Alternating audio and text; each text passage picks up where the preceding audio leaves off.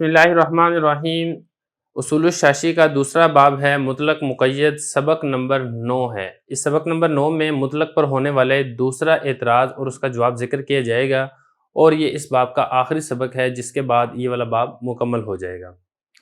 دوسرا اعتراض کیا ہوتا ہے؟ پہلے آپ اعتراض اور جواب سمجھ لیں، اس کے بعد ہم انشاءاللہ کتاب کی عبارت کو حل کریں گے۔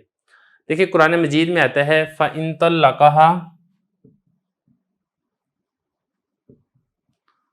فلا تحل له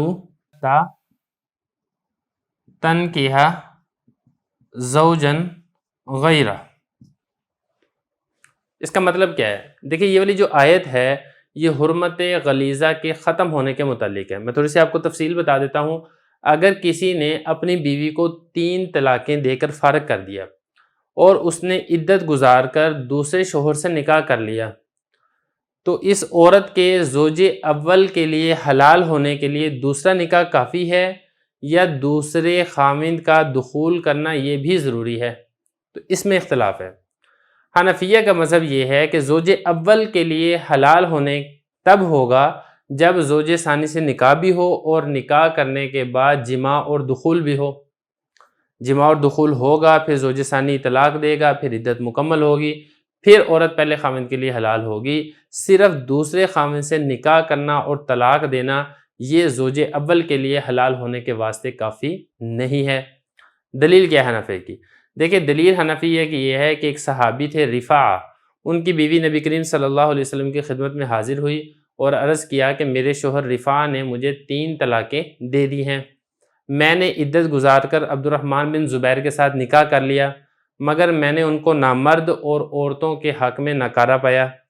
تو نبی کریم صلی اللہ علیہ وسلم نے پھر ان سے پوچھا کہ تم رفاعہ کے پاس دوبارہ جانا چاہتی ہو؟ تو اس نے کہا جی ہاں۔ تو نبی کریم صلی اللہ علیہ وسلم نے ارشاد فرمایا کہ تم رفاعہ کے پاس اس وقت تک نہیں لوٹ سکتی جب تک تم عبد الرحمن کا ذائقہ نہ چکھ لو اور وہ تمہارا ذائقہ نہ چکھ لے۔ مطلب یہ کہ تمہارا عبد الرحمن سے جماع نہ ہو جائے تب تک تم واپس رفاعہ کے ساتھ نکاح نہیں کر سکتی۔ تو اس سے یہ والی بات ثابت ہوتی ہے کہ صرف نکاح کرنا یہ کافی نہیں ہے، بلکہ نکاح کے بعد جو زوج ثانی ہے وہ جماع اور دخول بھی کرے، البتہ انزال ہو یا نہ ہو یہ ضروری نہیں ہے۔ تو اعتراض کرنے والا اعتراض یہ کرتا ہے کہ قرآن مجید میں تو صرف اتنا ہے حتیٰ تنکح زوجا غیرہ، کہ صرف محض دوسرے خامند سے نکاح کرنا یہ کافی ہے۔ حرمت غلیظہ کی حرمت جو ہے یہ ختم ہو جائے گی صرف نکاح کرنے سے ہی۔ لیکن آپ حرمت غلیظہ کو ختم ہونے کے لیے اس قرآن مجید کی مطلق آیت کو حدیث رفاعہ کے ذریعے سے مقید کرتے ہیں، اور آپ یہ کہتے ہیں کہ صرف نکاح کرنا کافی نہیں ہے بلکہ جماع اور دخول کرنا یہ بھی لازم اور ضروری ہے۔ تو آپ نے کتاب اللہ کے مطلق اور کو مقید کر دیا ہے خبر واحد کے ذریعے۔ یہ اعتراض ہے۔ اب اس کا جواب آپ نے سمجھنا ہے۔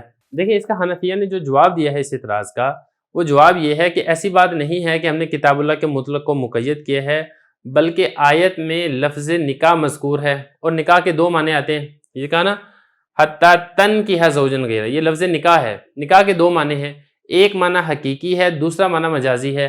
حقیقی معنی نکاح کا وطی کرنا ہے، کیونکہ حضور اکرم صلی اللہ علیہ وسلم کی حدیث مبارک ہے ناکح الید ملعون، ہاتھ سے وطی کرنے والا وہ ملعون ہے، مطلب مشت زنی کرنے والا۔ تو یہاں پر بھی وطی کے معنی میں، نکاح کے معنی میں تو نہیں ہے، ہاتھ سے نکاح تو نہیں ہو سکتا۔ اور مجازی معنی نکاح کا وہ عقد نکاح ہے، کیونکہ عقد نکاح وطی کے حلال کرنے کا سبب بنتا ہے، تو اس لیے مجازن عقد نکاح کو نکاح کہہ دیا جاتا ہے۔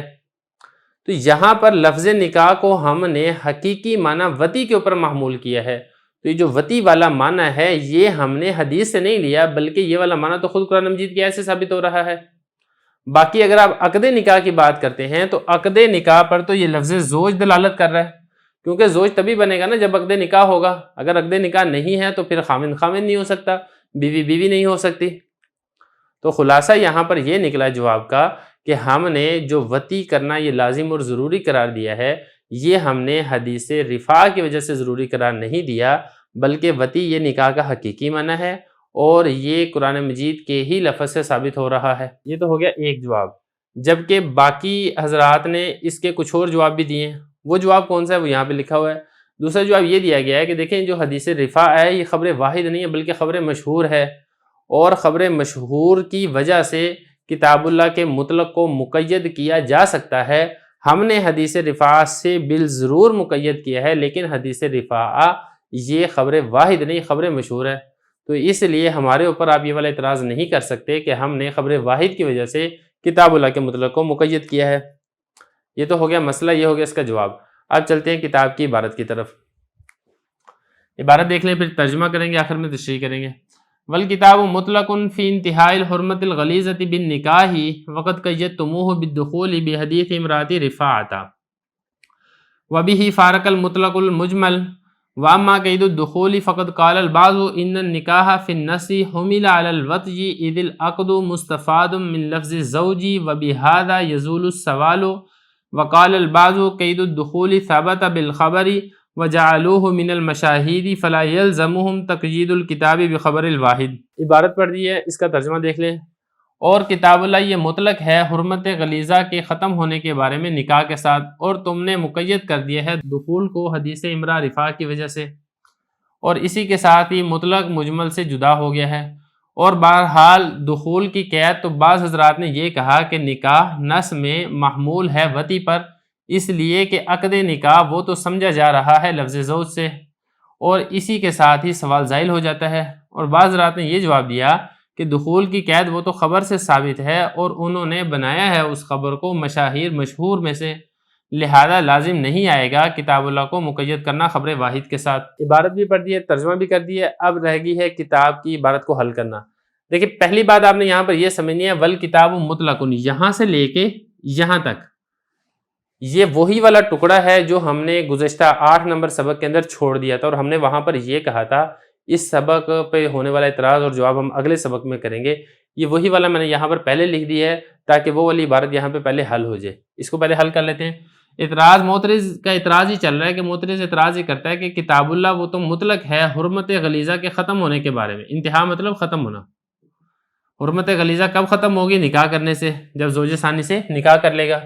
اور معترض یہ کہتا ہے کہ اے حنفیو، تم نے تو مقید کر دیا ہے حرمت غلیظہ کے ختم ہونے کو دخول کے ساتھ حدیث امرأۃ رفاع کی وجہ سے۔ وہ حدیث امرأۃ رفاع میں آپ کو بھی بتا چکا ہوں، تو آپ نے کتاب اللہ کے مطلق کو مقید کر دیا۔ یہاں تک تو بات ہوگی معترض کی۔ جو جواب شروع ہو رہا ہے نا، وہ جواب یہاں سے شروع ہو رہا ہے، وَأَمَّا قَيْدُ الدُّخُولِ سے۔ ایک جملہ رہ گیا بیچ میں، یہ والا وَبِهِ فَارَقَ الْمُطْلَقُ الْمُجْمَلُ۔ یہ جو جملہ ہے نا، اس جملے کا تعلق سبق نمبر 8 کے ساتھ ہے، کہ سبق نمبر 8 میں جو اعتراض ہوا تھا نا مس راس کے متعلق، وہاں پر ہم نے جواب یہی دیا تھا کہ وہ آیت مطلق نہیں ہے بلکہ مجمل ہے، اور مجمل یہ مطلق سے الگ ہوتا ہے۔ تو وہاں پر وہ ساری تفصیل ہونے کے بعد یہ درس فرما رہے ہیں، یہ جو ساری تفصیل پیچھے گزر چکی ہے جواب کی، اس سے واضح الگ ہو جائے گا مطلق مجمل سے، یعنی مطلق اور مجمل کا حکم ایک نہیں ہوگا۔ یہ پچھلے سبق تک کی عبارت تھی۔ اب اس کے بعد یہاں سے نا وَأَمَّا قَيْدُ الدُّخُولِ سے، یہاں سے یہ جو اعتراض ہوا ہے نکاح کے متعلق، اس اعتراض کا جواب دیا جا رہا ہے۔ جواب یہ دیا کہ جو دخول کی قید ہے فقط قال البعض، بعض حضرات نے اس کا یہ جواب دیا۔ بعض حضرات یہ کہتے ہیں کہ جو نکاح ہے وہ نص میں حمل کیا گیا وطی پر۔ یہ جو حتی تنکیحہ، اس میں جو لفظ نکاح ہے، کیونکہ تنکیحہ کے اندر نکاح والا مادہ ہے، یہ جو نکاح والا مادہ نص میں ہے تنکیحہ میں، اس سے مراد ہے وطی، کیونکہ وطی نکاح کا حقیقی معنی ہے، اور لفظ کو حقیقی معنی پر محمول کرنا یہ زیادہ بہتر ہوتا ہے بنسبت اس کے کہ آپ لفظ کو مجازی معنی پر محمول کریں۔ تنکیحہ سے مراد اگر عقد نکاح نہیں بلکہ وطی ہے، تو پھر نکاح کس سے مراد ہے؟ تو وہ بتا رہے ہیں زوجن سے۔ اذ العقد، اس لیے کہ جو عقد نکاح ہے، جو میاں بیوی کے اندر نکاح شرعی ہوتا ہے، مستفاد، وہ تو سمجھا جا رہا ہے، اس کا فائدہ حاصل کیا جا رہا ہے لفظ زوج سے، کیونکہ شوہر تبھی شوہر ہوگا جب میاں بیوی میں نکاح ہوگا، اگر نکاح نہیں ہے تو شوہر نہیں ہے۔ تو اس لیے اگر ہم یہ کہتے ہیں کہ تنکیحہ اس سے بھی نکاح مراد ہے، زوجن اس سے بھی نکاح مراد ہے، پھر تو تکرار لازم آئے گا۔ تو اللہ تعالیٰ کی جو کتاب ہے یہ تکرار یہ بہتر اور مناسب نہیں ہے، تو اس لیے ہم یہ کہیں گے کہ اس سے الگ معنی ہے، اس سے الگ معنی ہے۔ وَبِهَذَا يَزُولُ السَّوَالُ، تو اس سے سوال ظاہر ہو جائے گا۔ تو خلاصہ سوال کا جواب کا یہی نکلے گا کہ دیکھیں جو وطی ہے یہ کتاب اللہ کے تنکیحہ میں جو لفظ نکاح ہے اس سے ثابت ہو رہی ہے، یہ حدیث سے ہم نے ثابت نہیں کی۔ وقال البعض، بعض حضرات نے دوسرا جواب دیا ہے۔ بعض حضرات نے جواب کے دیا کہ دیکھیں جو دخول کی قید ہے کہ خاوند جو ثانی خاوند ہے اس کا بیوی سے دخول کرنا یہ ضروری ہے، ثابت بالخبری، وہ خبر سے ثابت ہے۔ یہ والی بات تو ہم مانتے ہیں، لیکن خبر واحد سے ثابت ہے یہ والی بات ہم نہیں مانتے. ہم یہ کہتے ہیں وجعلوہ من المشاہیر، انہوں نے اس خبر کو یعنی اس حدیث کو، حدیث رفاع کو مشاہیر یعنی خبر مشہور میں شمار کیا ہے. جعلو کیا ہے، کنہوں نے کیا ہے؟ جعلو کا جو فاعل ہے نا واو، یہ زمین لوٹ رہی ہے اس کی طرف، بعض حضرات کی طرف. بعض حضرات نے کیا ہو اس کو، کس کو؟ یہ جو ہو ضمیر ہے یہ لوٹ رہی ہے اس حدیث امرا رفاع کی طرف. بعض علماء نے حدیث امرا رفاع کو بنایا ہے من المشاہیر، خبر مشہور میں سے.